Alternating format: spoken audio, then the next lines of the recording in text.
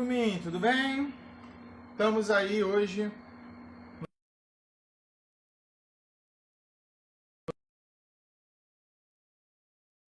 no domingo, São Pipoca, na verdade. Ontem nós tivemos a presença aqui do Rodrigo Aragão, cineasta, o mestre do roteiro, foi muito bacana. Um bate-papo que, se deixar, a gente estava até hoje de manhã aí conversando. E hoje a gente vai trazer o ator que deu vida a esse personagem aqui, galera. Ao Doutrinador. A gente já teve a oportunidade de conversar aqui com o Luciano Cunha, que é o criador, e vai voltar também. Vocês pediram, ele vai voltar com a gente. E aí, hoje quem vem com a gente é o grande Kiko Pissolato, um cara fantástico. A oportunidade de fazer uma entrevista uma vez por vídeo, antes ainda da pandemia. E hoje ele vai estar aqui ao vivo com a gente. Salve, mestre Kiko! Prazer revê-lo. Prazer é todo meu. Pô, muito legal ter você aqui. Eu estava falando justamente da obra clássica aqui, o seu como doutrinador. Foi fantástico. Falei que a gente já fez uma entrevista antes da pandemia. A gente já fez uma entrevista por vídeo rapidamente. E hoje, dentro desses novos moldes que a gente está tendo, eu acho que é muito legal a gente fazer uma live, a galera poder participar. Enfim, isso é muito legal. Então, galera, a gente vai deixar aberto também, quem quiser participar, por favor, sinta-se à vontade, podem escrever. E a gente vai começar, eu acho que vamos começar do começo. O Kiko, para quem não sabe, além de ator, é autor, né? Enfim, é um cara multifacetado. A gente vai abordar um pouquinho de cada uma dessas facetas aqui hoje. E, Kiko, vamos começar do começo? Bora!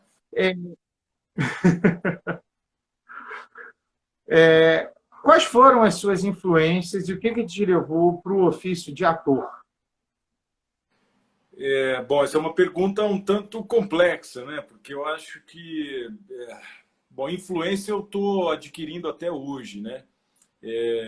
A gente vai sempre encontrando novos caminhos dentro dessa profissão, dentro da arte, mas eu acredito que o artista ele nasce com essa predisposição a enfrentar esse caminho tão complicado que é trabalhar com artes em qualquer canto do mundo, em qualquer tempo, né?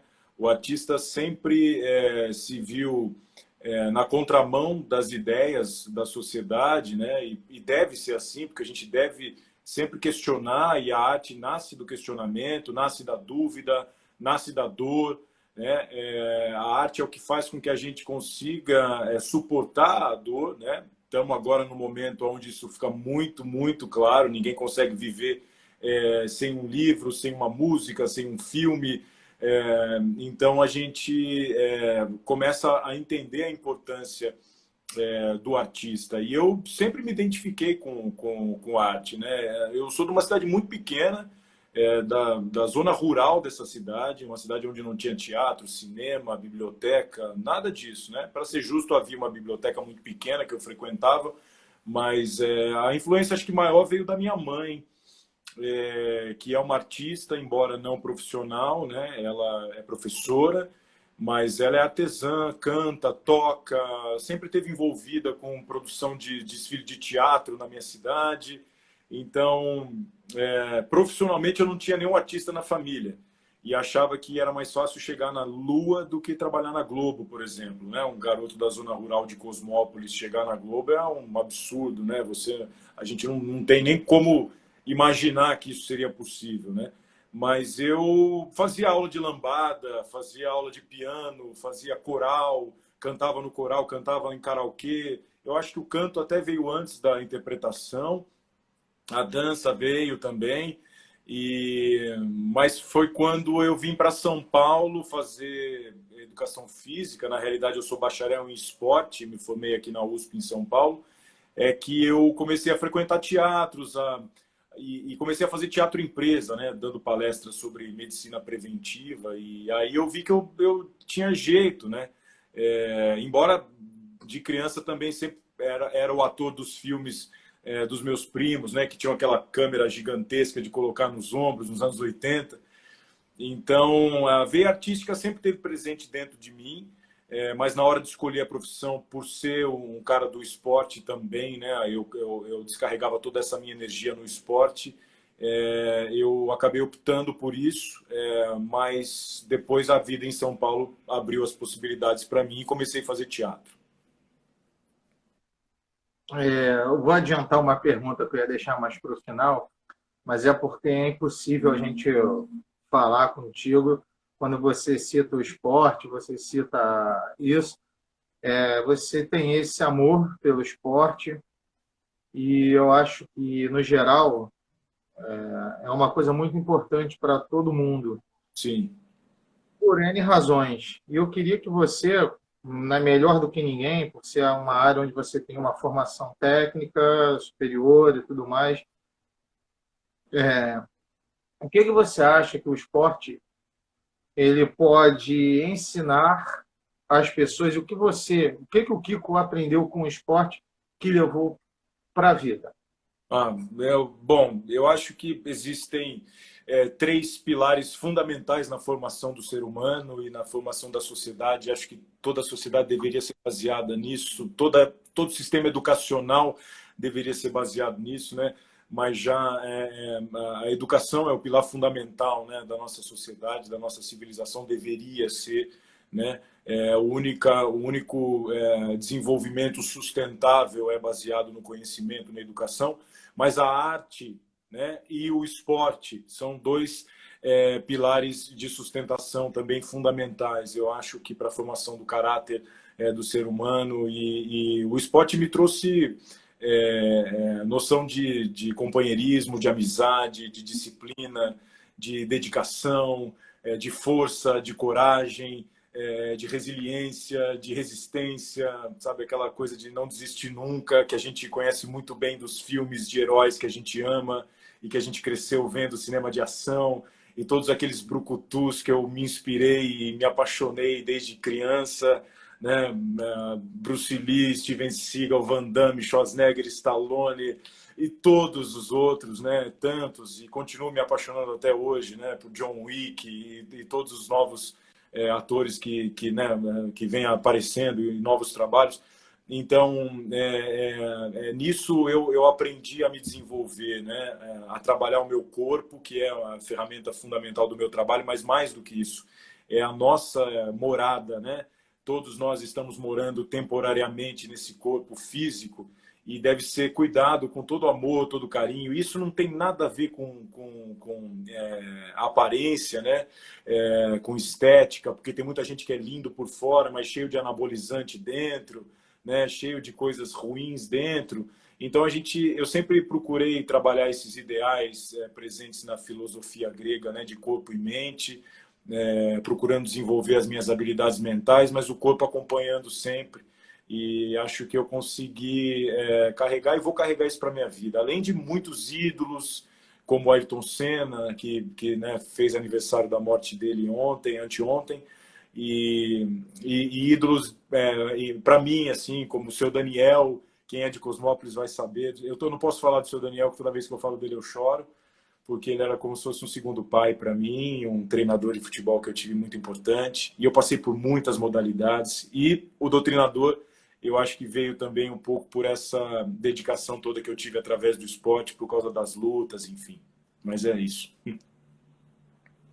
Já chegou a primeira pergunta aqui, Kiko, que foi: qual a sua referência de ator brasileiro? Aquele que você olhava e falava, pô, cara, eu tenho que ser igual a esse cara. É difícil falar de um, né? É tanta gente bacana, tanta gente boa. E eu cresci vendo novela também, né? Assim, eu sempre fui um fã de novela. Gostava Vamp, Top Model, Vale Tudo, né? Grandes novelas, né? Tenho saudade dessas novelas incríveis que a gente tinha. Ainda continuamos a fazer novelas muito boas, mas a gente, quando vai chegando numa certa idade, né, e eu vou fazer 40 agora na quarta-feira, a gente começa a achar que o que era da nossa época era mais interessante, né? Tem essa nostalgia, né? Meu pai, eu vivia falando isso, meu pai fala, na minha época a música, eu já sou assim hoje, né? Eu falo, pô, a música na minha época era melhor do que eu. Mas na realidade é porque a gente tem um apego emocional sempre, né? Tem coisa boa sendo produzida hoje, sim, mas os grandes atores como Antônio Fagundes, que eu tive o privilégio depois de fazer 2 novelas com ele, e é um cara super especial, Tony Ramos, enfim, são tantas atrizes e atores maravilhosos que a gente tem no Brasil, e atualmente também da minha geração, né, Wagner Moura, o Rodrigo Santoro fazendo uma carreira brilhante fora do Brasil, Matheus Solano.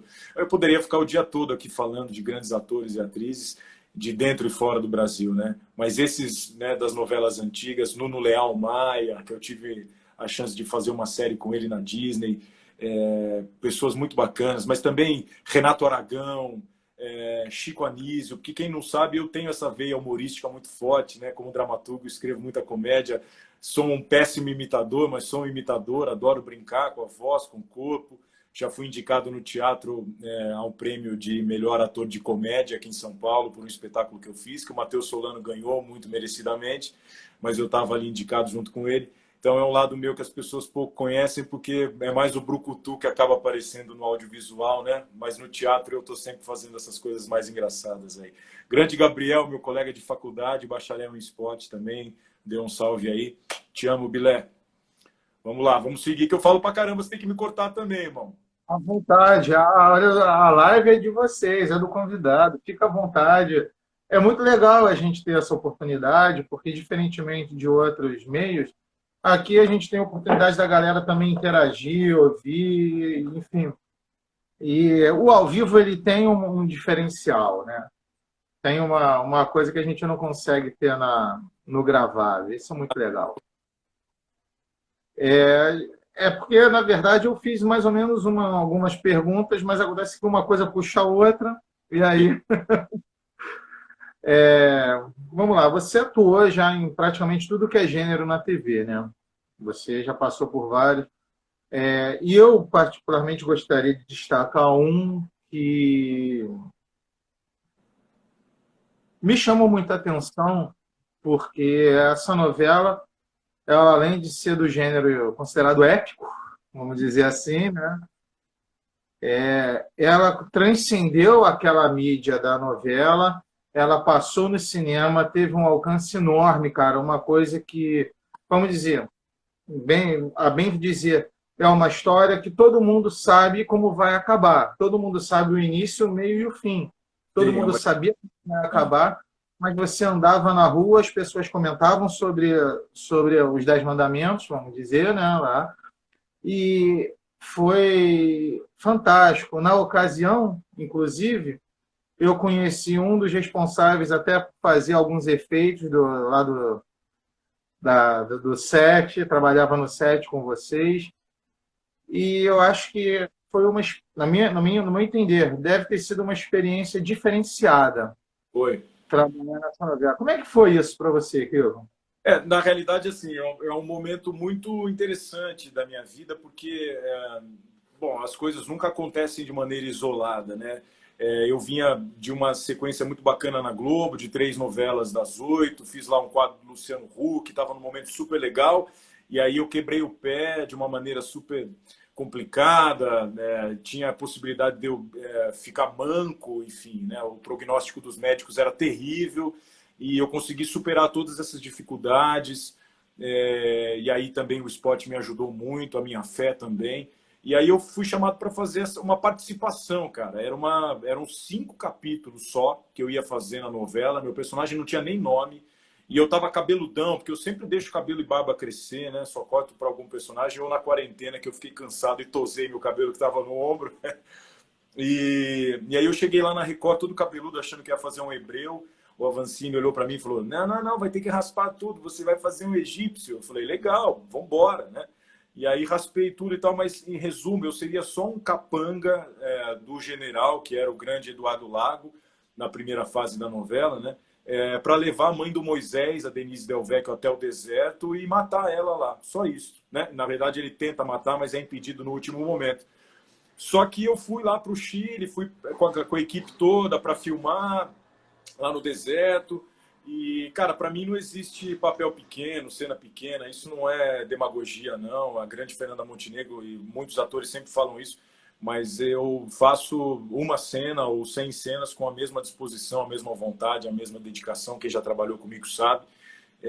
Então, eu fiz toda vez ali para valer e tal. E o meu papel foi aumentando, ganhei um nome, ganhei uma função. E o meu contrato era renovado mês a mês. E toda vez que eu encontrava a autora e o diretor, eles falavam, pô, vai ficar mais um mês, hein? Vai ficar mais um mês. E eu fui ficando, de repente eu virei general do Exército, virei o vilão da novela, junto com o Sérgio Maroni, né, que era o principal vilão, o faraó, o grande Ramsés. E morri no mar, o mar fechou na minha cabeça, atacando os hebreus. Eu me diverti muito, foi um momento muito especial. Eu tenho grandes amigos que me acompanham até hoje dessa novela. Tenho um carinho muito especial pela equipe. E foi um trabalho singular, né? Porque se a gente for parar para analisar, a Record já fez trocentas coisas bíblicas antes e fez depois. E o sucesso dos 10 Mandamentos não foi repetido ainda, porque não é a fórmula bíblica que foi o sucesso. É o time que foi juntado, a história que foi contada. E a gente realmente fez história, batendo na Globo todo dia com o grande João Emanuel Carneiro, fazendo novela depois do baita sucesso que foi a Avenida Brasil, que eu participei também. Então, eu fiquei muito feliz de estar envolvido nesse projeto tão bacana que foi os 10 Mandamentos. Tenho minhas ressalvas com a Record em relação à questão de religião e tal, da maneira que as coisas se misturam, mas a empresa em si é um lugar maravilhoso para se trabalhar e as pessoas que estavam nessa novela eram profissionais excelentes. Dois adendos aí ao que você falou. Você falou a respeito da galera que trabalhou com você. Ontem a gente estava aqui com o Rodrigo Aragão, que também ficou muito feliz de saber que você hoje estaria aqui com a gente. Também altos elogios, foi muito bacana. E realmente o que você falou é o que a gente via, que a novela ela conseguiu abraçar não foi a narrativa bíblica em si, mas realmente a maneira com que aquela história foi conduzida, fluiu, até a própria continuação que teve, entre aspas, natural, não conseguiu chegar no mesmo patamar, né? Foi um time realmente maravilhoso. É interessante a gente saber, né, que a história, entre aspas, ela ia, como você falou, o contrato ia renovando mês a mês, uma coisa quase que experimental, né? Vamos experimentar e vamos ver onde a gente vai chegar e, graças a Deus, foi o sucesso que foi, né? Graças a Deus. Essas coisas não se explicam, né? Na realidade, eu costumo brincar que assim, a primeira grande, e sendo muito justo, e agradeço muito ao Valcir Carrasco, agradeço a Vivian, ao Avancini, que me deram essa chance, mas eu costumo dizer que a primeira grande oportunidade que eu tive no audiovisual foi o Doutrinador, onde eu fui o protagonista, porque mesmo em Amor à Vida eu seria um motorista só, assim, elenco quase de apoio, né? E o papel cresceu e eu encontrei o Valcir nos corredores do Projac, falei, obrigado, ele falou, o mérito é seu, ele falou para mim, o mérito é seu, o seu personagem cresceu, porque o Valcir ele é um cara que dá chance para todo mundo que está no elenco. E aí ele bota uma ceninha, se der certo ele desenvolve. Então, foi muito bacana. E Insensato Coração também ia fazer 7 episódios e fiquei a novela toda. Virei o escada do vilão, que era o Gabriel Braga Nunes. Então, eu reconheço, assim, sem falsa modéstia, o mérito do meu trabalho e muito relacionado à questão do esporte, a disciplina, a dedicação. Eu sou um cara que chega sempre no horário, antes até do horário, sempre com o texto decorado, não reclamo de nada, não faço exigências mirabolantes, eu sou um cara super fácil de trabalhar e quem trabalhou comigo pode confirmar.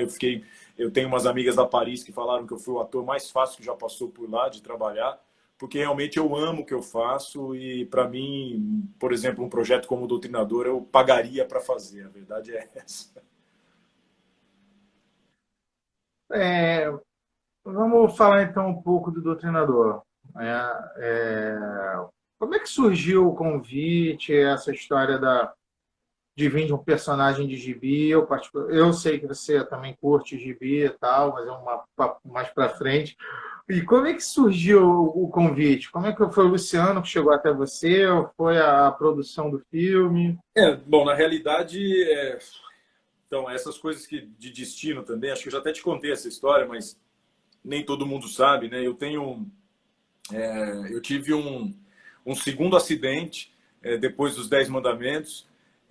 Eu estava fazendo um espetáculo e tal, e troquei a moto pela bicicleta e fui atropelado. E aí quebrei o outro pé, graças a Deus foi o outro pé, fiquei de cama, enfim. Então foi um processo assim, em 30 meses eu fiquei 11 meses de muleta, foi complicado. E aí eu estava fazendo teatro e tal, e antes disso eu ainda estava em recuperação. Um amigo que eu tenho, que é o Pedro Ivo, que é um quadrinista também, um cara que tem um romance, também vai virar filme pela O2, que é o super-herói e tal. É bem bacana, se você não conhece, eu recomendo que você leia, que você vai muito. E ele veio me visitar, trazer o livro, e ele falou do Luciano. Eu nunca tinha ouvido falar do Doutrinador, nem do Luciano Cunha. Ele falou, eu conheço um cara do Rio de Janeiro, que tem um personagem que vai virar filme, o personagem é a tua cara. Só que essas coisas, assim, eu não sou um ator super famoso, né? O Doutrinador me deu um pouco mais de repercussão, mas eu sou um cara que está batalhando como muita gente aí, faço teatro, faço cinema, faço TV, mas não sou um cara super conhecido e não tenho ainda muitos convites para trabalhar. No teatro, sim, toda hora sou convidado, mas para TV e cinema a gente faz teste. E aí eu fiquei sabendo do Doutrinador pelo Pedro, fui pesquisar, achei legal, mas já fiquei pensando, vamos chamar, sei lá, um Cauã Raymond, né, um Caio Castro, um ator mais famoso para fazer, né? E nunca achei que eu fosse ter oportunidade de fazer o teste, né? Quando me chamaram para o teste, aí eu falei, opa, é a luz do destino, karma, Deus, energia, seja lá o que for, né, dentro da nossa crença. Eu falei, isso tem alguma coisa, faz sentido aí. E eu fui para pegar. Eu falei, esse personagem é meu. E eu fiz o teste, foram 2 ou 3 testes, se eu não me engano, e fui aprovado. Então, aí que eu fui conhecer o Luciano, fui conhecer a galera, enfim.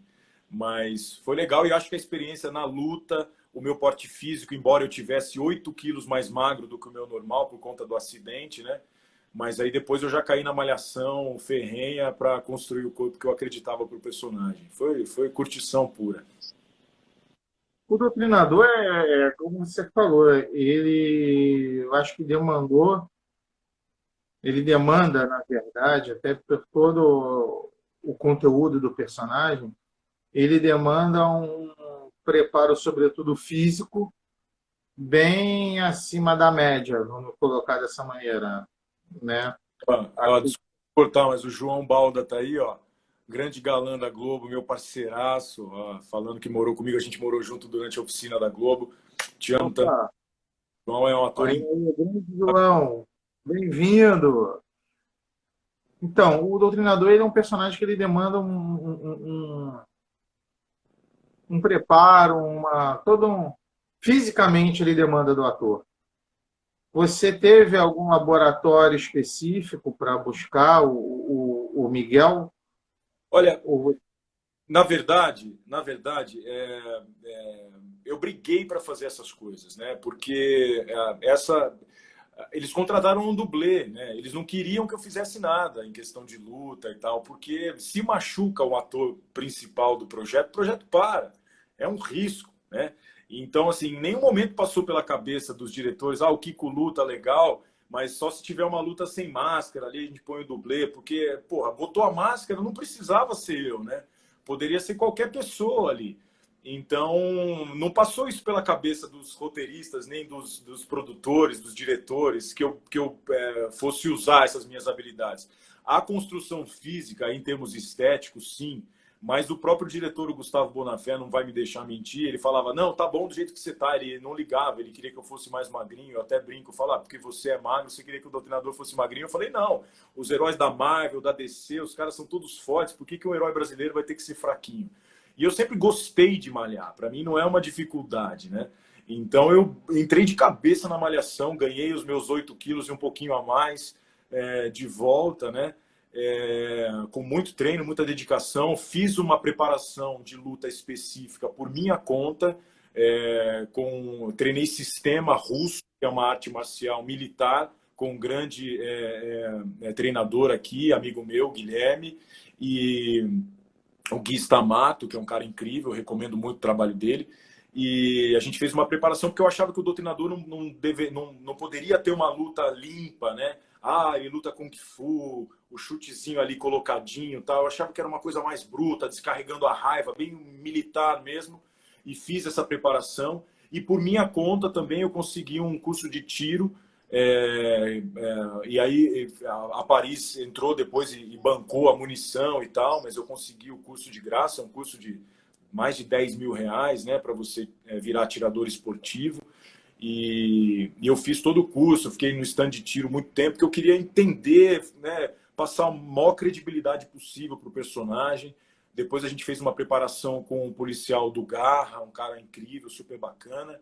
Então, eu me preparei muito, mas esse é um personagem que eu me preparei a vida toda, né? Todas as minhas referências, todo o meu trabalho na luta, e para quem não sabe, eu fiz capoeira há 11 anos, mas já fiz judô, jiu-jitsu, muay thai, boxe, krav maga, karatê. Eu gosto, já lutei com espada, eu tô aqui apoiado meu pé no meu saco de pancada que eu uso na quarentena. Eu sempre gostei dessa brincadeira, desse esporte e de assistir isso, né? A luta também como um elemento cênico, né? Um elemento quase que uma dança, né? Eu adoro Matrix, por exemplo, né?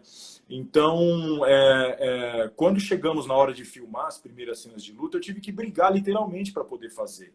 E tudo que vocês assistem lá, fora os mortais que eles não me deixaram fazer, porque eu queria ter feito, aqueles mortais altos tal que caíram no chão, tal que o grande Vance, que é um artista do parkour aí do Rio de Janeiro, que é fabuloso. Ele fez essa cena de parkour, mas todas as lutas, direção de carro, direção de moto, é tudo eu ali fazendo.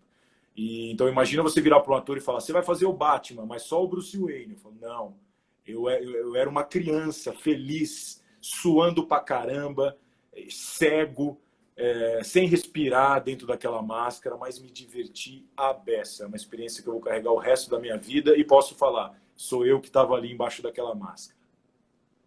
Essa questão que você colocou até, Kiko, do suor, dessa coisa toda, é uma coisa que eu acho que faz parte do diferencial do doutrinador e também do seu trabalho ali, é que você, por exemplo, você citou o Batman, a gente pode citar o Batman, o Justiceiro e alguns personagens que são afins de alguma maneira. E, cara, o Batman eu até comentei isso com o Luciano, né? O Batman é o Batman, cara. Ele vai jogar um cara num prédio de 50 andares ou ele vai comer um caviar com a mesma cara. Para ele, aquilo ali é tudo igual.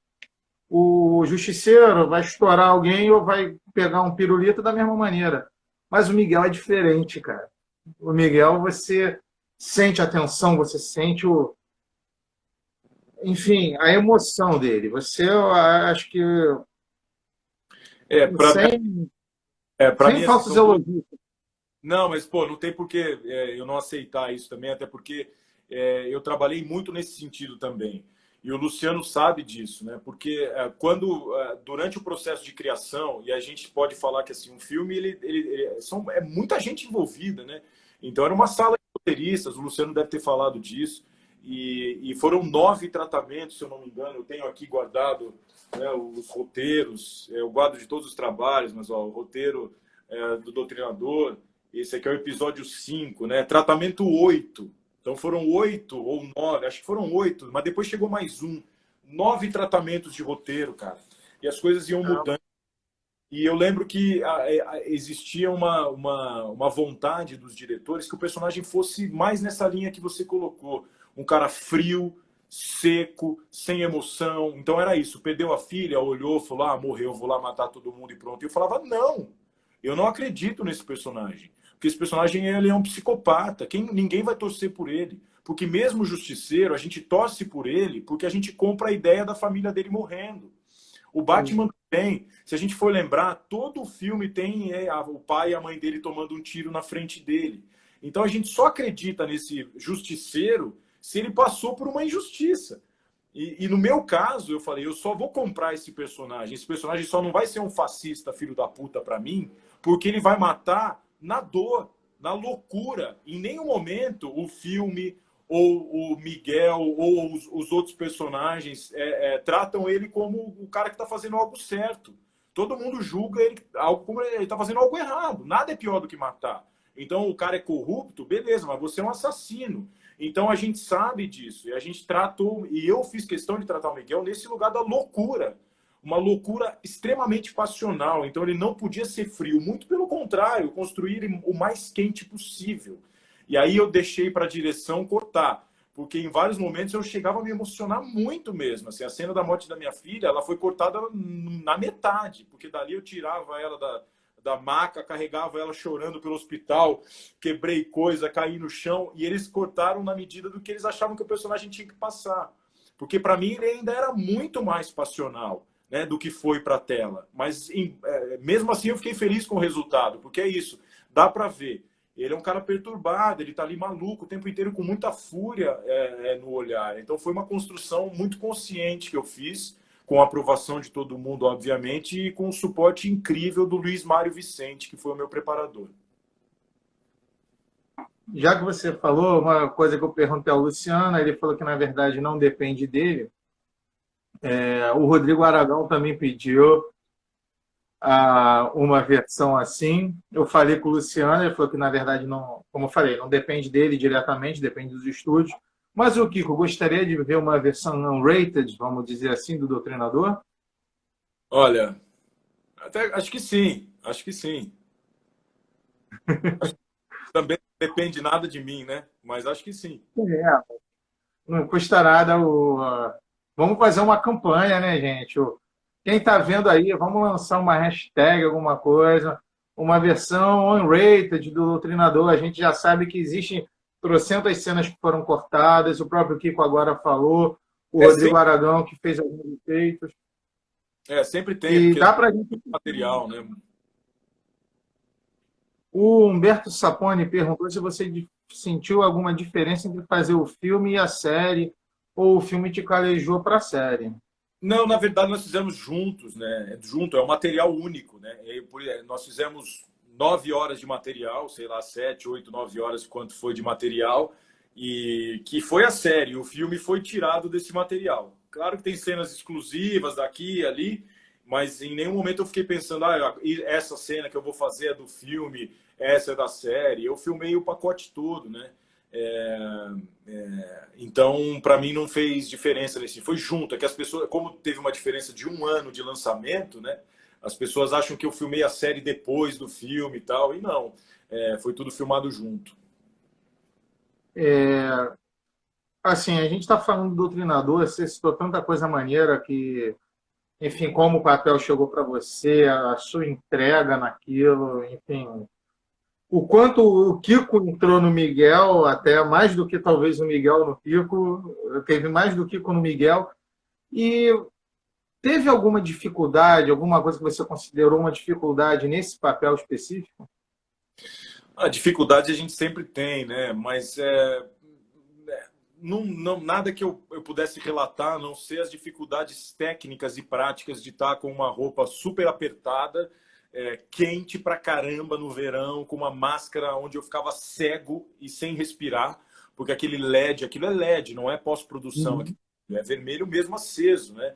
Então eu ficava ali dentro sem respirar, tudo embaçado, com uma luz na minha cara, cego, tendo que fazer cena de luta. E ok, eu me virava, porque com dublê, eu só lutava com dublê a maioria das vezes. E os caras estão habituados a apanhar, até gostam. Brincava com o Julinho, falava, pô, vou te dar umas porradas. Ele, pode bater! Então, e com os 2 pés no chão, eu decorava a coreografia e fazia tudo certo, beleza. Agora, coisas mais simples, como descer uma escada, por exemplo, com uma arma na mão, eu não achava o degrau, caía algumas vezes. Então, era complicado. E chegou num ponto que eu ia entendendo como é que era a mecânica da máscara. Então, eu via que era melhor eu ficar muito tempo com ela sem ficar tirando, porque aí eu suava tanto lá dentro que ela lavava a lente e desembaçava. Cada vez que eu tirava e colocava, ela embaçava de novo. E aí demorava muito. Então, eu ficava ali muito tempo, sem respirar, respirando aquele ar viciado, 5, 10 minutos, o máximo que eu aguentava. Eu só tirava quando eu estava quase desmaiando mesmo, né? Então, essas dificuldades eu tive nesse sentido, mas em termos do trabalho em si, foi só prazer, foi curtição, né? E muito do Kiko estava no Miguel, com toda certeza, né? Porque eu sou um cara passional ao extremo, eu jamais tomaria o caminho que ele tomou. Eu acho que do mesmo jeito que tem gente que perde filho e vai atrás de vingança, tem gente que perde filho e vai abrir uma ONG pedindo paz, né? A gente tem que entender que a violência nunca é a resolução da própria violência, mas eu chorava só de ler a cena, cara. Eu tenho 2 filhos e só de pensar em algo assim acontecendo com os meus filhos, eu já ficava louco, louco de raiva. E eu sei, essa raiva é cotidiana na nossa vida, nós brasileiros, né? Que há 500 anos somos explorados pela elite e a gente tem essa classe política nojenta no nosso país. Então, é muito fácil de direcionar essa raiva que eu tenho. Quem me segue no Instagram sabe o quanto eu sou ativo politicamente nesse sentido, independente de partido A ou B. Eu meto o pau em geral, eu não defendo, eu não tenho mito, eu não tenho ídolo, eu não defendo ninguém. Eu defendo que a gente tenha olhos abertos, mente aberta para ver o que é bom para nós. E nunca a elite vai pensar no bem do povo, né? Nunca. E na história da humanidade isso nunca aconteceu. Então, o combustível do Kiko estava todo presente no Miguel, sem dúvida nenhuma. Kiko, aí vamos lá. Você chegou, você fez o Doutrinador, que era um projeto original de quadrinho, né? Uma adaptação de quadrinho. Aí, beleza. Você chegou e um belo dia que sai na rua, você se vê dentro da revista, na cara de um boneco vestido como você Olha era aquele. Pô, esse daí é maravilhoso, cara. Isso é muito legal. lá. Muito legal. E aí você se viu na capa da revista, você se viu como boneco, a action figure, a estatueta, aquela galera que está buscando. Eu esquecia o dia que eu te encontrei aqui no Rio, eu não tinha ido fazer uma prova, não estava com a revista, mas ainda vou pegar o teu autógrafo naquele no Doutrinador. Maior prazer. E daí, cara, você vê essa virada, vamos dizer. Cara, bicho, eu tô ali, sou eu que fiz aquilo ali. Como é que é essa. É, bom, vamos lá. Eu posso dividir essa resposta em 2, tá? A famosa a divisão que rola no Instagram de expectativa e realidade, né? Primeiro, pro lado pessoal, para mim foi assim uma coisa absurda. Eu poderia encerrar minha carreira aqui, poderia só fazer teatro, que é o que eu amo, que é a minha paixão, que é da onde eu vivo. Sou professor, sou escritor, sou dramaturgo. Não precisaria mais fazer audiovisual, embora eu esteja apaixonado e não vou conseguir ficar sem fazer, mas não depende de mim, né? Fazer novela, fazer cinema. A gente não consegue se colocar nos produtos, a não ser fazendo um bom trabalho, e é o que eu procuro fazer. Mas do lado pessoal foi só satisfação, cara. Muito orgulho ver. Eu tenho todo esse material guardado. Eu sou tiete de mim mesmo nesse sentido, porque é um sonho de criança realizado. Eu sempre sonhei, né? Eu amo Wolverine, Superman, Batman, herói, todos os filmes de ação eu amo. Eu cresci vendo isso. Tá na minha essência. Eu já tenho um nerdzinho aqui em casa.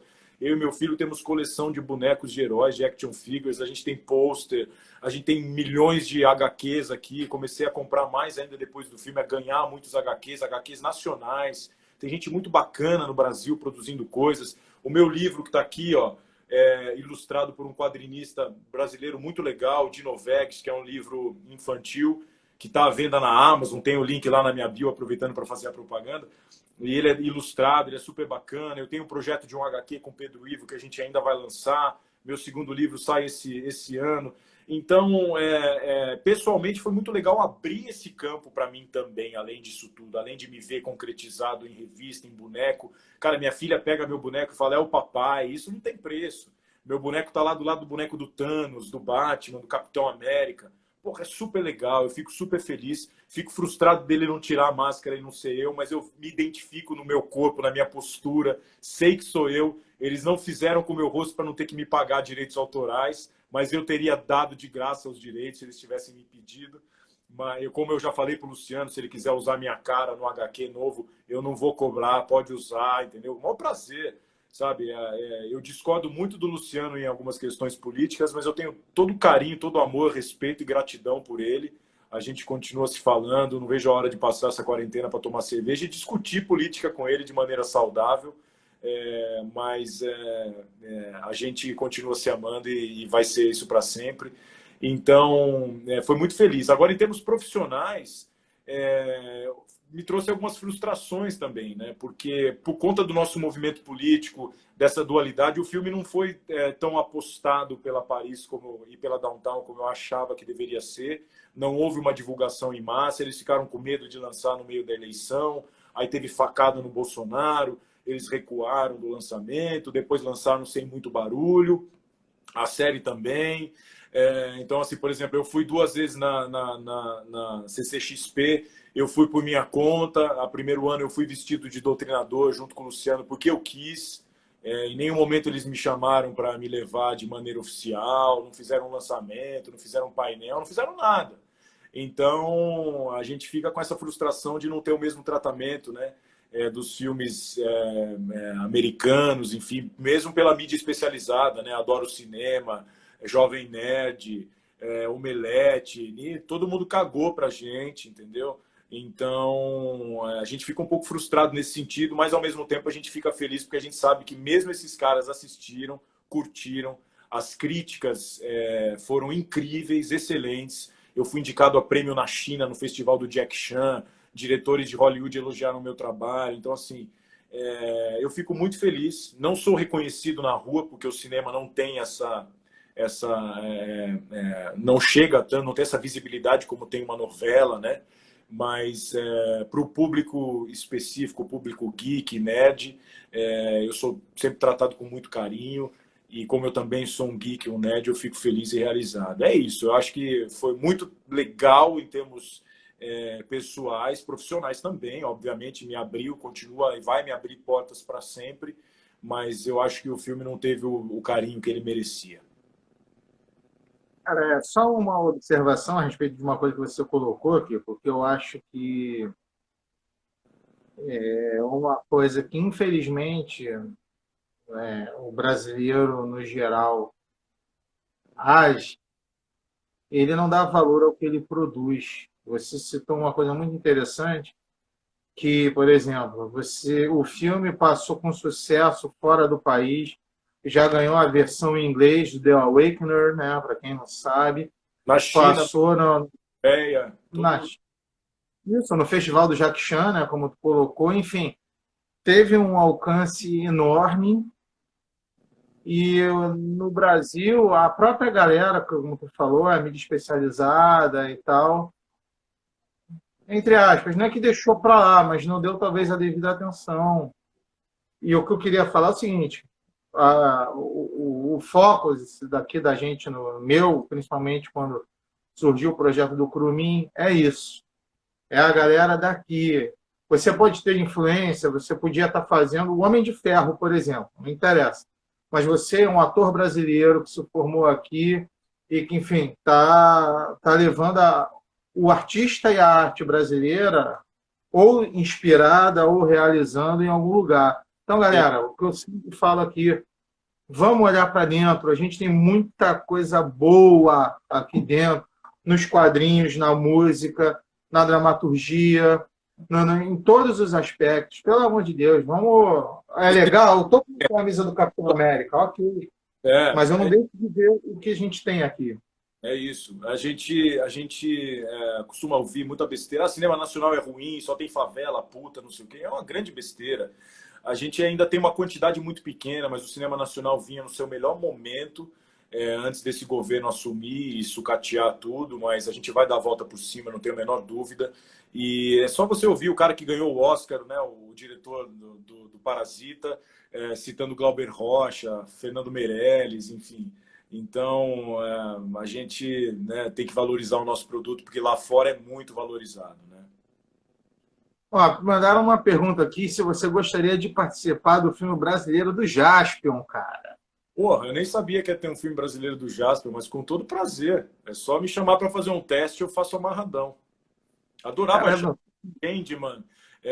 A gente brincava quando era criança, né? Nessas coisas. Tinha National Kid, eu lembro também. Porra, muitas referências, eu adorava. Até hoje eu gosto de Power Rangers e tal. isso não tem igual, cara. Não. Ó, a galera aqui, o, a Kiara Monte. Na verdade, essa pergunta a gente já fez a É, respeito das dificuldades na gravação do Doutrinador. Essa a gente já abordou aqui. A live vai ficar disponível no YouTube a partir de amanhã ou depois. Galera que quiser ver alguma parte, pode buscar lá que vai estar lá. Henrique, o Instagram, ele limita um pouco o nosso tempo. A gente ainda tem mais ou menos aí uns 10 minutinhos. Aí depois eu vou dar um intervalo e a gente volta numa segunda transmissão. Pode ser? pode sim, tranquilo. Beleza. Então, galera, ó, daqui a pouco a gente vai parar essa transmissão e começar uma nova para poder a gente continuar esse bate-papo, cara. Porque a conversa com o Kiko também, eu dou sorte, que a maior parte dos convidados, a conversa flui, cara. É um bate-papo legal pra caramba. E eu quero deixar um adendo aqui. Quando passar esse tempo da pandemia, que for tomar aquela cervejinha com o Luciano, pô, pode me chamar também, que a gente tem muito a conversar, cara. Pô, Mas a gente dá PT, viu, cara? A gente nunca sai, a gente sai rolando depois. pô, Rio de Janeiro, pode vir e me dar um toque aí que a gente está na área. Desce em Santa Então vamos Teresa. lá. Qual outro personagem de quadrinhos você faria se assim, faz que a gente vai produzir o filme do personagem que você quiser? Qual seria? Ah, bicho, Não vale o Doutrinador. do brasileiro de fora do Brasil, vale tudo? Geral. Ah, cara, eu entraria na fila aí, eu sei que eles estão procurando, eu já vi várias sondagens de nome que eu não fiquei feliz, sei que eu não tenho altura, mas o ator antigo também não tinha, então eu me candidato a fazer o Wolverine. Puta, Me candi- caraca, ó. Eu sei que o Wolverine tem 1,60 m, eu tenho 1,86 m, mas o Hugh Jackman também era alto e rolou pra caramba, né? Então eu sei que eles estão E eu vou te procurando. falar um negócio. Semana que vem, no sábado que vem, quem vai estar aqui com a gente é o Mike Deodato, cara. Um dos caras que Wolverine, Vingadores e tudo mais, isso aí, tudo passou pelo desenho dele. Pô, legal pra caralho. Maneiríssimo. Mas aqui no Brasil tem eu ganhei um quadrinho, chama O Cabra. Eu não vou lembrar o nome do autor, infelizmente, para fazer justiça, mas é muito legal. E ele fez inspirado no rosto do querido Eduardo Moscovis, né? E aí ele fez uma versão inspirada em mim no final. Ele desenhou ali na hora, tal, me deu, falou, pô, legal pra caramba. E tem vários personagens legais. Eu tô lendo com meu filho o Silas, do Rafael, que é, pô, um barato, super bacana, meu filho tá pirando, né? Então, assim, eu tô sempre lendo os quadrinhos nacionais também, curtindo, tem muita coisa bacana. Tem uns parceiros lá da minha cidade que fizeram é uma graphic novel, na verdade, chama Nobre Lobo, e é incrível. E aí, toda vez que ele fala que o dia que virar filme vai ser você e tal. E, assim, eu fico muito honrado quando eu escuto esse tipo de coisa e tomara realmente que, assim, de tudo que a gente já falou várias vezes, eu, Luciano e toda a equipe envolvida no projeto, a expectativa de que o Doutrinador abra portas realmente para essa galera super competente que a gente tem no Brasil, possa ver os personagens tomar vida nas telonas, enfim. Tem muito quadrinho bacana aqui. João Godoy falando aqui com uma recomendação, Maiara e Anabelle, HQ Nacional foda. Legal, vou procurar conhecer, que eu não conhecia, não. Tem muita coisa boa, realmente. Tu citou o Rafa Pinheiro, do Silas, também já está na nossa lista de convidados aqui. Eu conheço ele pessoalmente também, um cara de primeira. E em breve vai estar aqui com a gente também. Show de bola. Você, assim, uma coisa que você até falou, né, que a questão do Doutrinador abrir esse caminho para a gente poder ter novos filmes inspirados nos nossos quadrinhos. Você citou o Silas, que eu acho que seria um projeto maravilhoso, por resgatar todo aquele ambiente meio vitoriano e afins. Eu acho que seria fantástico.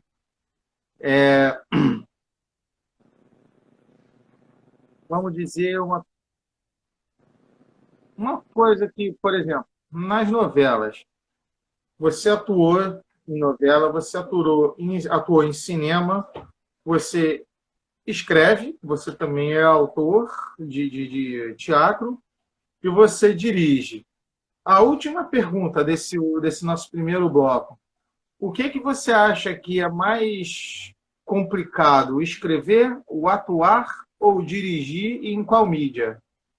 Olha, tudo é complicado e tudo é prazeroso, né? Eu costumo dizer que é, o sofrimento ele acompanha o regozijo, o prazer depois, né? Não tem, para mim, quanto maior o desafio, maior o barato de fazer, sabe? Então eu gosto realmente de me desafiar, não tenho medo de encarar as coisas. Então é difícil falar assim do lado negativo, e sim mais fácil falar do lado positivo. É super legal fazer tudo, e tudo é difícil no Brasil, né? Você lançar um livro, eu vi o quanto é difícil lançar um livro, o quanto é difícil lançar um CD, o quanto é difícil vender teus quadros, o quanto é difícil você conseguir fazer um teste na Globo. É muito difícil. Para fazer um teste para um longa-metragem, para uma série da Netflix, da Amazon, já é uma vitória. Então, eu tenho plena consciência de que eu sou um privilegiado nesse sentido, né? Tem tantos atores tão bons ou melhores do que eu que não conseguem nem fazer um teste. Então, aí entra na coisa do karma, destino, Deus, história, seja lá o que for, porque cada um tem a sua trajetória, não existe um caminho a seguir para chegar lá. Eu fico puto às vezes que eu vejo as pessoas que conseguem alguma coisa na vida e aí falam, acredite nos seus sonhos, se esforce que você vai conseguir, vai chegar lá. Não é garantia nenhuma, não existe meritocracia no mundo, né? Senão a gente não teria 80% da população passando fome, né? Então, ver uma Lady Gaga chegar lá e ganhar o Oscar e falar, eu acreditei, beleza, foi sorte dela, mas tem tanta gente tão boa quanto ela que não consegue nem cantar em bar, porque não tem chance. Então, a gente tem que entender esse nosso lugar de privilégio, né? E eu faço tudo que aparece com o maior prazer. Eu fiz agora uma participação no seriado do Multishow lá do Whindersson Nunes e do Tiro Lipa, fazendo puta de um besterol, assim, foi mó divertido, adorei. E no teatro procuro variar, já fiz muito teatro experimental, já fiz comédia, já fiz drama, já fiz novela épica, novela mais realista. E eu topo tudo, cara, topo tudo. Eu canto, eu danço, o que aparecer. Uma série que eu ia fazer na Amazon, que foi cancelada, infelizmente, eu fui aprovado, tinha que tocar violão, e eu não toco, assim, toco muito mal. Eu brinco que eu toco para poder cantar, então assim, eu dou o acorde só para poder cantar. E aí eu treinei, fui fazer aula. Então a gente tem que estar preparado, disposto a encarar tudo. E tudo é difícil e tudo é legal. Acho que a gente tem que se propor um desafio sempre, né? Sair da zona de conforto. No conforto ninguém cresce. Excelente. Eu vou dar aquele intervalo aqui para evitar que o Instagram corte a gente, como aconteceu ontem com o Rodrigo. A gente vai dar uma pausa, 1 minuto, a gente vai abrir uma nova chamada de vídeo. Galera, quem estiver online, a gente vai dar um intervalinho de 1 minuto, como eu falei antes, porque o Instagram ele limita o nosso tempo em 1 hora, ok? 1 minutinho é o tempo de beber aquela água, dar uma respirada e a gente volta, valeu? Até daqui a pouco, Kiko, até daqui a pouco. Abraço, já já. Fala galera, estamos de volta para o segundo tempo do nosso bate-papo com o Kiko Pissolato, o doutrinador dos cinemas da série. Só estamos aguardando o retorno do nosso grande Kiko, que já está aqui já na área. Já está chegando rapidinho. Tão rápido quanto o doutrinador no gatilho. Tá aí o nosso grande Kiko, de volta. Só estou botando aqui o nosso tópico fixo rapidinho. A galera já está chegando já.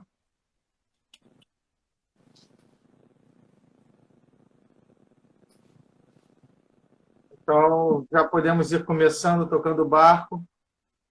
E a gente estava falando, né, no final aí do bloco, vamos dizer assim, passado, você colocou uma questão que eu acho muito interessante. Eu até ontem comentei sobre isso com o Rodrigo Aragão.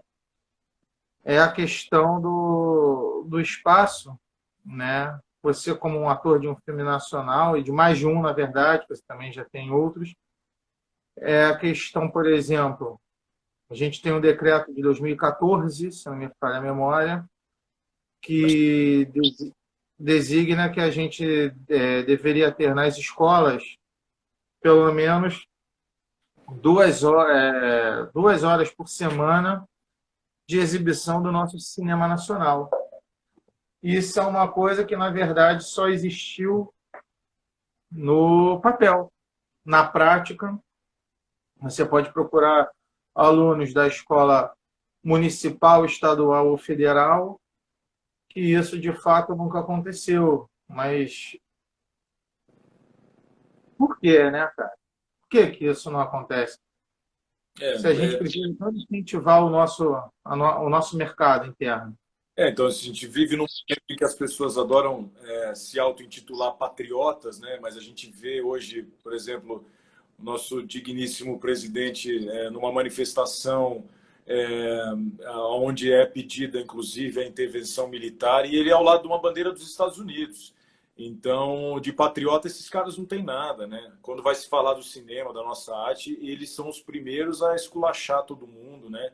A falar mal da nossa arte, da nossa cultura. Conseguiram até falar mal da Fernanda Montenegro. Meu Deus do céu, como é que você consegue falar mal de uma pessoa como ela, né? Com uma trajetória como a que ela tem, enfim, uma pessoa que deveria ser tratada com todo respeito, né? Com toda admiração, é esculachada, é xingada por elementos desse governo, dessa família, dessas pessoas que se apoiam na Bíblia de maneira fanática para atacar os outros e esquecem de valorizar os nossos ídolos. O Brasil nunca teve respeito pelos ídolos, né? O Brasil não tem respeito pela própria história. O Brasil nega a história, né? E aí a gente está falando da elite intelectual desse país, da elite governamental, política, econômica desse país, que não tem o menor respeito por nada, né? E hoje a gente tem que explicar que houve uma ditadura nesse país, então a história é negada, né? Os ídolos são negados. A própria torcida do time, quando o cara sai, ele volta, ele é tratado com desrespeito. E a gente tem na Europa jogadores adversários sendo aplaudidos pelo talento, né? Aqui jamais uma torcida do Corinthians vai aplaudir um jogador do Palmeiras, entendeu? Então a gente ainda tem muito a evoluir e o reflexo da nossa sociedade acaba respingando em todos os setores. E é uma pena realmente que uma lei como essa, que eu nem sabia que existia, acabou não entrando. Quando você falou de 2014, me veio na memória a obrigação que foi colocada de uma porcentagem das produções dos canais internacionais serem conteúdo nacional. Isso foi um ganho para a gente também. Então, infelizmente, a gente precisa ficar defendendo o óbvio, né? Vilanizou-se a Lei Rouanet, por exemplo, né, que é um mecanismo que tem seus defeitos e muitos defeitos, mas que permite com que muita gente decente trabalhe, sustente sua família, que a gente tenha projetos muito bacanas. E não pensem vocês que só no Brasil existe subsídio à arte, né? Vingadores foi feito com subsídio. Game of Thrones é feito com subsídio. Tudo é feito com subsídio no mundo. Porque vamos lembrar que a indústria do entretenimento nos Estados Unidos é a segunda que mais fatura. Entretenimento. E no Brasil a gente tem um potencial enorme a ser explorado ainda, mas enquanto a gente não respeitar, não valorizar os nossos artistas, a gente não vai conseguir caminhar, infelizmente. Inclusive, só para trazermos, né, nesse decreto do DO, a, os filmes, né, e tudo mais, essa exibição cinematográfica brasileira, poderia entrar como componente curricular, ou seja, mais um fomento aí à nossa produção. Então, mas nosso governo está mais preocupado em colocar a Bíblia na escola, né? Se lembrando que o nosso Estado é laico e deveria não ter esse tipo de coisa nas escolas, mas infelizmente a gente nega a ciência todo dia, vamos negar Darwin em todos os estudos e colocar criacionismo na escola, ensinar Adão e Eva para as crianças, e quando a gente deveria estar ensinando elas a pensar, falando sobre Nietzsche, sobre Freud, sobre Jung, sobre Sócrates, sobre Shakespeare e também sobre Suassuna, sobre Nelson Rodrigues, Jorge Amado e tantos outros, né? Sobre Caetano Veloso, Chico Buarque. Chico Buarque virou um cara atacado hoje em dia. Então, meu Deus, nós somos um país com tantos artistas incríveis, com uma história brilhante no cinema, na música, e a gente não valoriza os nossos artistas, infelizmente. Falam que eles estão bravos porque não mamam mais na Lei Rouanet, como se Gilberto Gil, Caetano Veloso, Chico Buarque precisassem de Lei Rouanet, como se Fernanda Montenegro precisasse de dinheiro do governo, como se a Globo precisasse da verba do governo, que não chega nem a 2% do orçamento dela, né? Então, realmente é muito triste a gente viver esse momento que a gente vive no país, infelizmente. Falando ainda desse momento, principalmente o hoje nosso, a gente está vivendo, né, esse momento dessa quarentena, essa doença que está batendo a porta da gente. No início eram números, agora a gente já tem nomes. E é o nome do cara que mora do seu lado, mora na rua de trás, e por aí vai. É uma coisa que está aumentando, né? E a gente falando também dessa situação e do entretenimento, né? Eu acho que é um período que a gente está passando em que está mudando o próprio consumo e produção de entretenimento, não só no Brasil, mas no mundo, Sim, né? A gente tem aí cinemas fechados no mundo inteiro, os conteúdos estão sendo lançados diretamente para streaming, estão passando direto para Netflix, Globoplay, Amazon, vídeos e por aí vai, né? Os N streams que nós temos hoje. Os contatos, que ao invés de pessoais, estão ficando virtuais, não é verdade? E você acha que após essa quarentena e toda essa crise que vai acompanhar o pós-quarentena, claro. econômica, uma recessão a nível mundial, pelo amor de Deus, ninguém aqui se iluda dizendo que não, né? Você acha que o mercado do entretenimento no Brasil vai mudar ou ele vai voltar a ser o que era antes? Tomara que não volte, né? Tomara que não volte. Eu acho que é isso. A gente precisa de grandes tragédias para que a gente se mude, né? Isso vale para o âmbito pessoal, né? Eu tive um câncer aos 27 anos, depois tive 2 acidentes sérios, e isso tudo me fez crescer como pessoa, me fez valorizar coisas diferentes que eu não valorizava. O meu irmão acabou de passar por um susto, fez uma cirurgia, nada de grave, mas tirou é, uma lesão que tinha na garganta, e ele estava pensando, pô, né? E a gente começa a pensar na vida. Eu falei, é isso, maravilhoso. Tomara que você tire resoluções positivas disso. E o mundo precisa. Nós estávamos acabando com o planeta. Estávamos acabando com o planeta, consumindo de maneira desenfreada. Então precisava acontecer alguma coisa, né? A gente pode falar do que quiser, energia.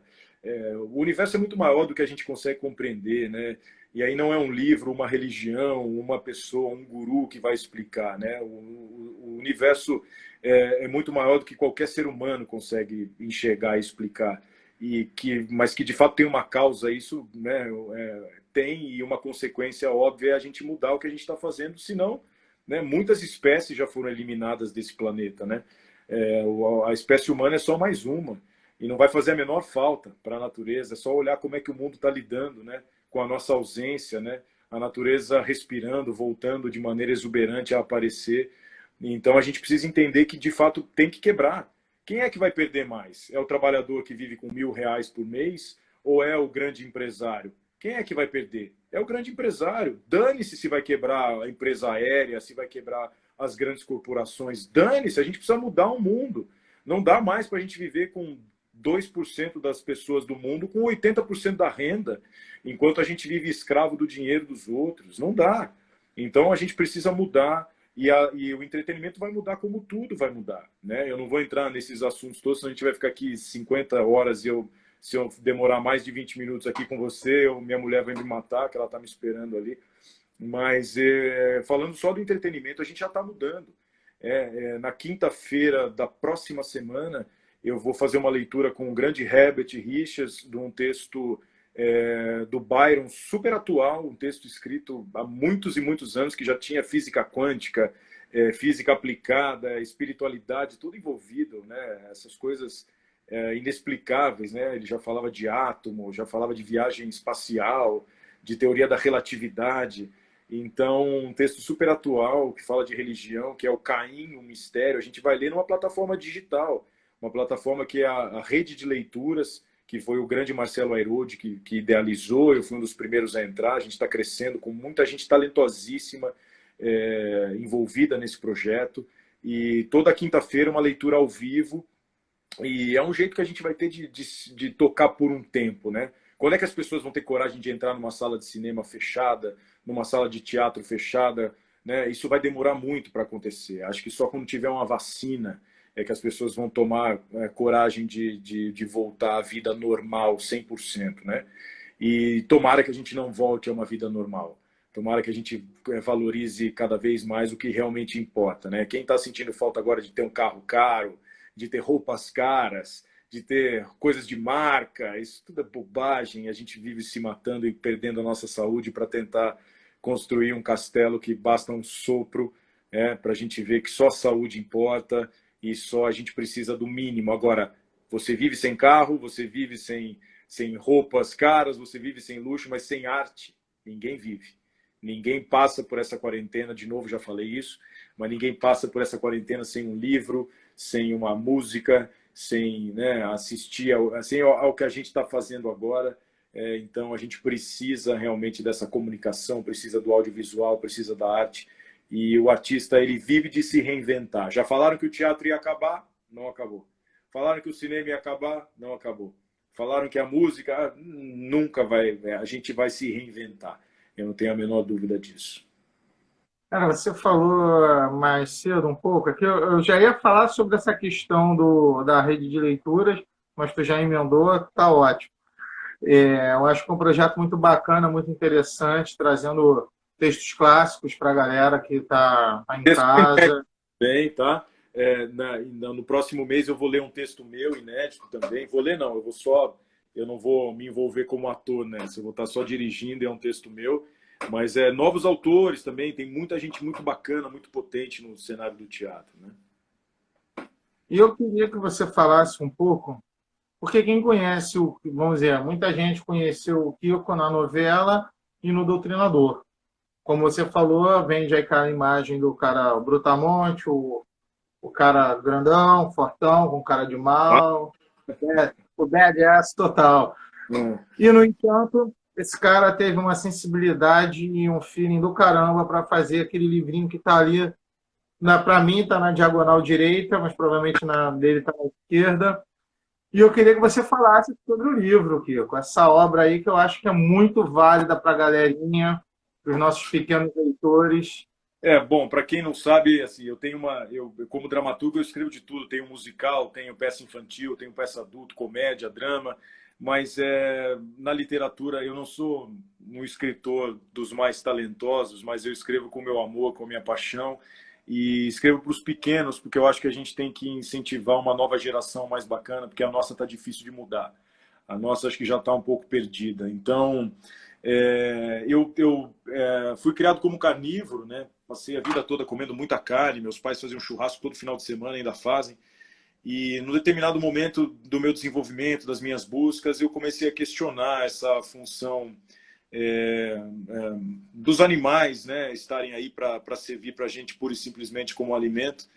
E o quanto o nosso amor é seletivo em relação, né, a um determinado tipo de animal e outros, né, são simplesmente um pedaço de carne no nosso prato.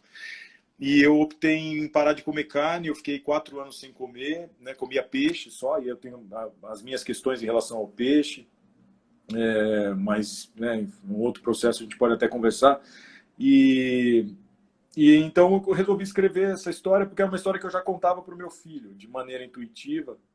A história nasceu, eu leio para o meu filho toda noite, eu acho fundamental os pais lerem para os filhos, estimular isso. E aí eu botei no papel a história de um dinossauro que comia todo mundo. Então ele vivia sem amigo, ele vivia com dor de barriga, porque ele via alguém na frente, ele comia. E então, até que ele encontra um menino super corajoso, que era um vegetariano na tribo, né? Uma tribo de homens ali. E o dinossauro entra na tribo, come todo mundo. E o menino fala, vocês queriam o quê? Vocês não comem os bichos? Então é a cadeia alimentar que vocês sempre pregaram. Veio agora aqui um monstrão e comeu a gente, não tem por que chorar. E eu escrevi essa história toda rimada, em poesia, tá super bonitinho. A ilustração é do Rodrigo de Freitas, que é um cara super talentoso. Então, sou super suspeito para falar. A gente fez com todo o carinho do mundo. Ó. As ilustrações são lindas. O texto foi super caprichado. Eu tive o cuidado de deixar, porque eu sei que meu filho gosta de pintar, uma página no final para as crianças pintarem. Então, a gente fez com muito, muito carinho, com muito amor. E a ideia não é transformar todo mundo em vegetariano. Detalhe que eu voltei a comer carne depois. Fiquei 1 ano e meio comendo carne, 1 ano. E parei de novo agora, né? Mas eu tô parando aos poucos, né? Parei já com carne vermelha e pouco. Ainda tô comendo frango, comendo peixe. Mas eu acho que a gente tem que entender como que é a nossa alimentação, né? Então isso é mostrar para a criança que o bife que está no prato dela não é uma bandeja que nasce no mercado, é uma vida. Então aqui em casa todo mundo come carne, meus filhos, minha mulher, eu cozinho, e aí eu sempre lembro ao meu filho que é uma vida que está ali no prato. Nosso corpo também vai ser comido um dia pela terra, né? Pelos vermes e tal. No meu caso, acho que pelo fogo, né? Mas ele vai voltar para a terra. Mas a gente tem que ter a consciência de que são vidas, né, que estão ali no nosso prato e agradecer. Eu acho que se a gente criar esse hábito de agradecer, de entender, de criar essa conexão, já vai fazer uma diferença enorme na nossa alimentação, mesmo que eu não deixe de comer, mas que eu entenda o que é e o que custa para o nosso planeta esse processo, né? Então eu também trago essas informações no livro, que nada degrada mais o meio ambiente do que a pecuária, né, o agronegócio. Então, a gente precisa estudar, precisa entender, e eu provoco essa discussão que acho que é super saudável entre pais e filhos, né? Mais do que fazer alguém virar vegetariano, é fazer as pessoas entenderem o que é alimentação. Essa é a minha ideia. E os outros livros virão nessa mesma pegada de meio ambiente, de educação. O meu próximo livro é o Super Z, que é baseado numa peça de teatro que eu escrevi, e aí vai falar de reciclagem, e depois vem uma série que eu pretendo escrever falando sobre bullying, sobre meio ambiente, sobre consumo de água. Enfim, eu acho que nada é mais urgente do que a gente levar esses temas para as crianças, né? De maneira lúdica sempre. Eu costumo dizer, né, cara, que o ser humano é o único animal que Ju, destrói. beijo para você, beijo, beijo. Ela tá pedindo para eu O falar com ela, Elisel desculpa. aí ganhou um alô aí, ó. O ser humano é o único animal que destrói o meio que vive e ele acaba com as próprias condições de sobrevivência dele, né? Eu acho muito válida essa temática, cara. Acho É, muito. Independente do ser ou não ser vegetariano, mas esse entendimento é muito válido, cara. Muito legal. é isso. E você já falou do segundo livro, você tem previsão para lançamento?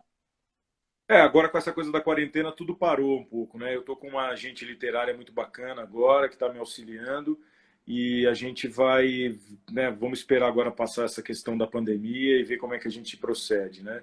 Mas eu não paro de produzir. A gente tem mais uma peça na gaveta aí esperando um tempo, porque bicho, quarentena com 2 crianças, não tem essa de meditar, fazer aula de chinês e aperfeiçoar. Irmão, aqui é tipo, acorda, faz café da manhã, lava a louça do café, faz a janta, almoço, lava a louça do almoço, faz a janta, lava a louça, dá banho nas crianças e brinca. Brinca, papai, brinca e põe desenho, não sei o que, 9 da noite quando eles dormem, é o tempo que eu tenho para ver série, para estudar, para trabalhar. E eu estou dando aula virtual de cinema ainda, né? Numa escola que abriu em Campinas, que eu comecei a dar aula, que é muito legal, a EMS, e meus alunos estão fazendo aula comigo quarta e sábado. Então, eu tenho vídeo para ver, cena para avaliar, texto para escrever. E isso tudo é nesse horário, né? Fazer as lives, é tudo nesse horário depois que eles dormem. Então, é muito complicado. Eu entrei numas de fazer pão, então tem que fazer pão 2 vezes por semana. É uma loucura. E tem que malhar, eu não parei de malhar. Eu tenho aqui saco de pancada, tenho meus pezinhos ali que ficam no banheirinho aqui do fundo, no escritório, tenho barra aqui, então eu não paro de treinar também, assim, é corrido. Então eu vejo as pessoas, eu tô sozinho, uma solidão na quarentena. Irmão, tudo que eu queria era um pouquinho de solidão. Mas cada um com as dificuldades, cada um, né, dentro daquilo que tem que viver, e a gente tá unido aqui em família, é isso que importa. Entre os diversos elogios aqui que a gente está tendo, você também está vendo. Cara, desculpa, na hora que eu tava falando, eu tava rindo porque a galera tá. Mas uma pergunta do Humberto Sapone aqui, eu acho que é válida. Se seus filhos também têm um pé na arte, cara. Olha, a Clara ainda é muito nova para a gente ter. Ela tem 1 ano e vai fazer 2 anos, né? Mas o Antônio já faz aula de teatro, cara. Já é um contador de história, já cria muitas histórias, enfim. Não sei se ele vai profissionalmente levar isso adiante, mas ele é estimulado o tempo todo, né? A cantar, a tocar, enfim. Mas eu acho que isso independe do resultado depois, né? Se vai trabalhar com isso ou não, mas isso vai fazer dele um ser humano melhor, sem dúvida nenhuma. Eu queria mandar um alô aqui, que a gente tem um rapaz do Peru, Andy Gonzalez. Olá, Andy. Bienvenido. Tu casa. Olá, deve ser um fã de Los 10 Mandamentos, por supuesto. Baquemuque. Bakhmut, foi um personagem muito legal, fiquei muito feliz. Beijo para o Peru também, beijo para o Pará, o pessoal do Pará aí também. É o que a gente estava falando, cara, o alcance da Tem que entrar novela. logo na fazenda. Fazenda só se for para passear e cuidar dos bichinhos. Não, alguém falou aí, tem que entrar logo para fazer. Deus me livre, na fazenda não quero não, obrigado. Nem no Big Brother, tô fora. Pô, cara, é meio sinistro. Quero.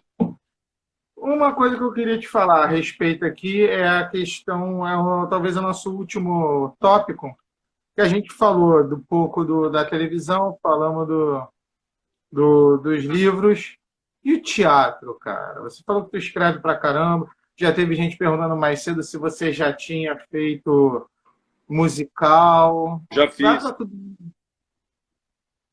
Inclusive, né, a clássica, eles não usam black tie, que foi, na minha opinião, é uma coisa muito super atual, apesar de ser... Não sei quantos anos tem, mas eu sei que ela é 60 bem... anos. 60 anos. E mais do que nunca atual, né, cara? Super atual, super. Mas, bom, teatro é minha casa, cara. Minha casa. Eu tô com a mão coçando, assim, uma vontade de estar no palco. Então, eu tô ensaiando. Essa peça que eu vou ler, a gente iria estrear agora em junho. Já estava com data de estreia, tudo certo. Eu não fico 1 ano sem fazer teatro. Eu tenho 20 anos desde que eu comecei a trabalhar nessa área, mas a minha estreia profissional foi em 2004. Então, eu estou completando 16 anos de carreira e eu tenho 17 espetáculos. Então, são praticamente um por ano. E eu pretendo continuar nessa média. Se Deus quiser, vou trabalhar mais uns 60 anos e vou fazer mais uns 60 espetáculos, sem dúvida nenhuma. Eu amo fazer teatro, é a minha casa, é onde o ator se desenvolve, é onde ele pode trabalhar toda a potencialidade dele, porque a gente não está preso no que a câmera pega, né, em termos de estereótipo, em termos do que a nossa imagem primeira chega, né, que no cinema é muito difícil, e na televisão também, quebrar essa imagem. O ator precisa de muito tempo, né, estabelecer uma carreira sólida para que personagens diferentes cheguem para ele, né? Para mim é isso, acaba chegando sempre o brucutu, o mauzão e tal, e eu adoro, também tá tudo certo. Mas no teatro eu já fiz muitos personagens diferentes, então é ali que eu me exercito, que eu coloco para fora, que eu posso cantar, que eu posso dançar. Me perguntaram no começo, eu vi alguém falando do Casement, que foi uma peça muito bacana que eu fiz, que eu andava de salto 15, de sunguinha, de lantejola, com a bunda de fora, e era um barato, eu cantava, tocava instrumento, fazia vários personagens diferentes. Então, o Jaguar Cibernético, que era uma tetralogia, que eu fiz 4 peças diferentes, e eu fazia uma média de 5 personagens diferentes a cada peça. E então, e com um trabalho vocal muito intenso, eu adoro me desafiar, e o palco é o lugar do ator buscar essas dificuldades mesmo, né? Então, logo mais eu vou estar no palco, sem dúvida nenhuma. Cara, eu também não vou me alongar muito, também pela hora, pelos nossos... Eu também tenho uma baixinha aqui, aqui tem 2, uma de 4 anos, um que já acompanhou a série do Doutrinador, se amarra também, acho que é legal pra cacete. Legal. Enfim, galera, olha só. Essa live vai estar disponível a partir de amanhã, provavelmente, no nosso canal do YouTube, ou Curumim, com K. Tem a descrição aqui no nosso nome. A gente tem o Facebook também. A gente lança sempre o link lá no Facebook. Aqui no Instagram só fica por 24 horas, por isso que a gente salva no YouTube e coloca, porque eu acho que é uma oportunidade única que todos nós estamos tendo aqui, certo? Então, galera, entre aí na nossa página, no nosso canal, curta, acompanhe. Semana que vem a gente tem um especial quadrinhos com o cara que criou o Doutrinador de novo, Luciano Cunha no domingo, e no sábado o Mike Deodato, um dos grandes desenhistas do mundo, vamos colocar assim. O cara que simplesmente ele tem 20 anos de Marvel. Tudo que você conhece de Marvel na vida, que você hoje vê no cinema, esse cara desenhou, esse cara passou pelo traço dele e foi, com certeza, reformulado. A própria Mulher Maravilha, que foi o primeiro grande trabalho do Deodato, foi uma mudança no personagem. Então, pô, galera, curta aí, a gente vai. Se vocês quiserem, mandem mensagem. A gente chama o Kiko de novo, que ele é um cara que a gente falou tão pouco do teatro aqui, e, enfim, a gente tem tanta coisa para conversar que é papo para mais de horas aqui, muita coisa bacana. É um cara que eu admiro pra caramba. Tive a oportunidade de conhecê-lo pessoalmente, rápido, mas um cara muito legal, super solícito com todas as pessoas. Tá aí essa simpatia, o cara que, pô, tá deixando aqui o povo doido também, como a gente tá. Aí eu não posso nem comentar, mas um grande beijo para você, Ju. Obrigado pelo carinho. E olha, cara, eu só tenho a agradecer também, a recíproca é verdadeira, você também é um cara super bacana, foi um prazer te conhecer, conversar, estou super à disposição sempre. Deixar também o convite às pessoas a darem um pulinho lá no meu Instagram, verem o que está rolando. Tem o link para comprar o meu livro que está à venda na Amazon, entrega para o mundo inteiro, né? Está ali na minha bio. E a rede de leituras que a gente está começando. No dia 15 eu vou fazer a leitura, né, desse texto que a gente está ensaiando. Depois, em breve, vamos ler um texto meu. E é isso, vamos continuar nessa luta, né, por um mundo melhor, e nada mais bacana do que a gente se unir, conversar, trocar ideia abertamente, né? E quando eu for para o Rio, com certeza, tomar uma cerveja com o Luciano, a gente vai te chamar, vai ser um prazer, tá? E você diga a ele mais uma vez do meu respeito, da minha admiração que eu tenho por ele, e a gente segue junto nessa batalha aí, tá certo? Grande beijo, obrigado pelo convite, estou sempre à disposição. Eu que agradeço a disponibilidade mais uma vez, obrigado. E a gente vai ficando por aqui, galera. Kiko, um abraço. Galera, até a próxima, até semana que vem. Sábado a gente está na área. Acompanhe no nosso Insta que a gente bota aí tudo. Valeu? Kiko, mais uma vez. Valeu. É isso aí. Até. Tchau, tchau. Tchau. Papai, Tchau. me apareci, papai.